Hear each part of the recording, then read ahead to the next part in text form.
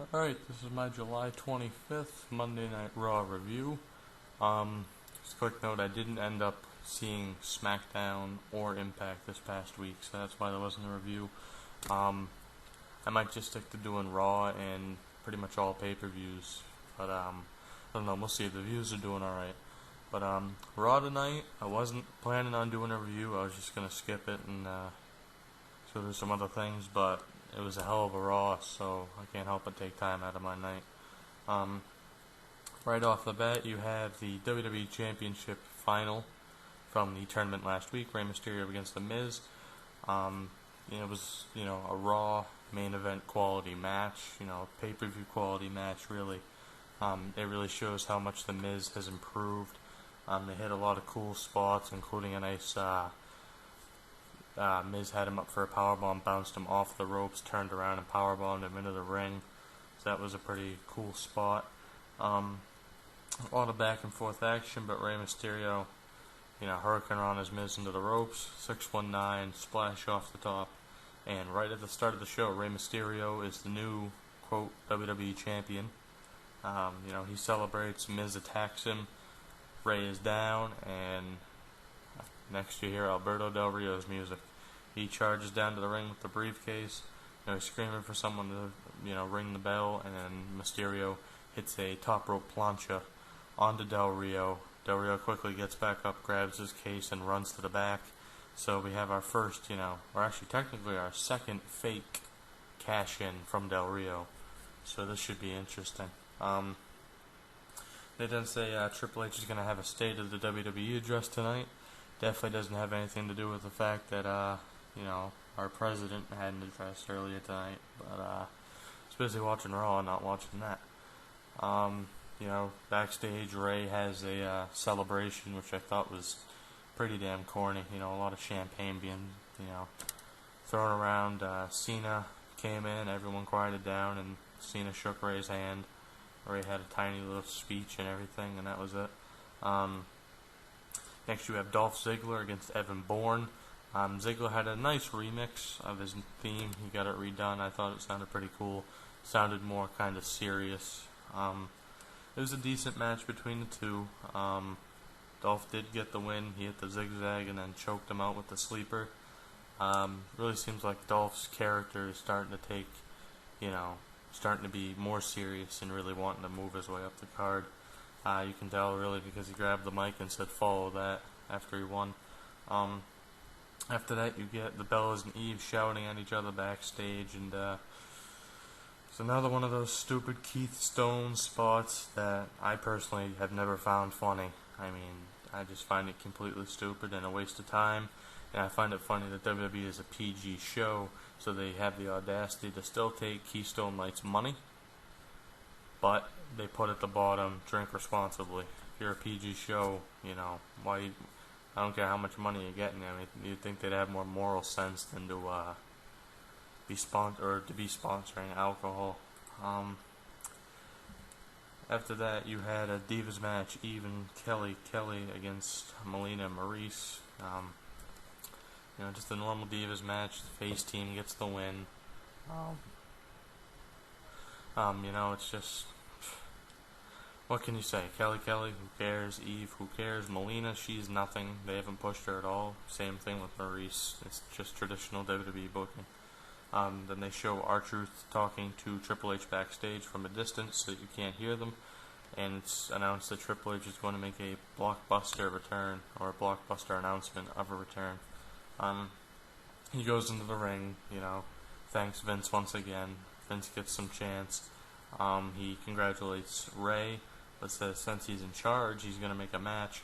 And after the first time in Raw history, there will be a second WWE title match.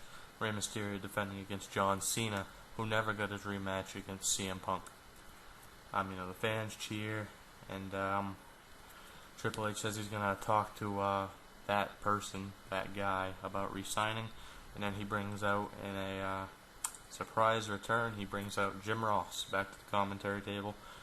Cole, of course, they've had some history on air. Cole's complaining about it. Triple H, says you're done commentating for the night, but get backstage because you have a match. So, yeah, after that, Triple H was interrupted by R-Truth as Jim Ross took a seat at the commentary table. Truth did a good promo. Triple H also said that, if Cole doesn't show up on SmackDown to announce this week, he will be fired. So, just taunting of Michael Cole. Triple H and Truth just have a really great back and forth promo. Of course, R-Truth's been doing a thing where he kind of looks over his shoulder like he's talking to someone else, and Triple H mocked that the whole time. Couldn't help but laugh, and Truth was walking back up the ramp, and Triple H told all three of them to come back down here. So, that was pretty funny. He then said that Triple H had another return in mind. Out comes John Morrison, who was taken out of action by R-Truth a little while ago, and he beats the hell out of him. Back from commercial, another funny moment in the show. Michael Cole comes out the ringside, coming out to Triple H's King of King themes, lighting and all, attire and all. So funny to see Michael Cole do that. And this is really where, the second time they got me to mark out. I mean, seeing Jim Ross back is amazing. But then Michael Cole's opponent, for the second time on Monday Night Raw this year, Zack Ryder, finally gets on television. He squashes Michael Cole. He got a hell of a reaction, too. Really shows, what his YouTube show is doing for him. And I thought the latest Art of Wrestling podcast with Cole Cabana that features Zack Ryder was definitely worth an hour to sit there and listen to. JR, of course, said how he hadn't been on Raw. Lawler called him an internet sensation. There was a really loud "Let's Go Ryder" chant, and that was that. Up next is Alberto Del Rio and Kofi Kingston. Another good match. I don't really have much to say about it, but Del Rio gets the win with an armbar, his armbar. And, they kept playing up the whole Destiny thing, so that was that. And then up next you had the main event, not the second main event, but the true main event, John Cena against new WWE Champion Rey Mysterio. Another good match, I'd say even pay-per-view quality, good back and forth. Everyone was, just waiting to see what would happen.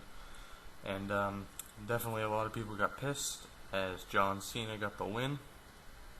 Despite, like I said, a good match. Best moment of it was probably when Mysterio locked Cena in the STF. But John Cena gets the win after an attitude adjustment, and he is the second WWE Champion of the night. Cena grabs the WWE title belt and immediately lifts up Rey Mysterio. And then all of a sudden, as Cena raises the belt, and you think it's about to go up there, Cult of Personality hits. Now, for those, I hate the word mark, but for those ROH fans and CM Punk fans, you always dream to kind of hear in this theme or that AFI song hit in a WWE, on a WWE show. It did, and you could immediately tell. And CM Punk makes his first WWE appearance on WWE television since Money in the Bank.